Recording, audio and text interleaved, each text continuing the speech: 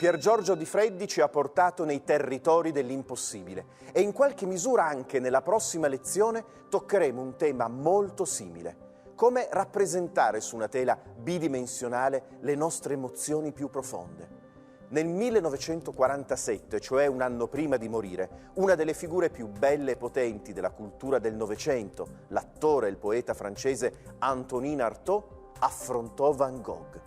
Artaud era reduce da anni di manicomio, da anni di trattamenti violenti che colpivano e sollecitavano duramente la sua sensibilità e la sua precisissima capacità di scioccare il mondo, elettrizzandolo oltre ogni limite. Artaud, attraverso un libro che scrisse su Van Gogh e vivendo sulla sua pelle quella pittura, riuscì a dire cose durissime sulla società.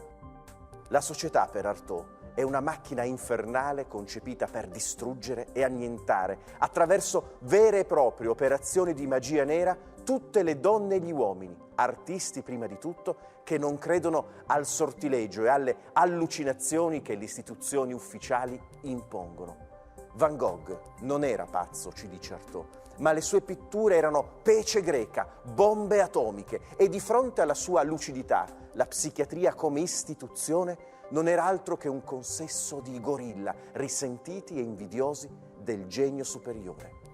La lezione che sta per cominciare, pronunciata dalla storica dell'arte Maria Grazia Messina, docente delle università di Venezia, Ca' Foscari e di Firenze, ci parlerà di Van Gogh, di Gauguin e di tutti quegli artisti che insistiamo a porre sotto la sigla rassicurante di post-impressionisti, illudendoci così di riuscire a governarli. Post-impressionismo è il nome di una ricerca svolta da un gruppo di pittori attivi sempre a Parigi, diciamo negli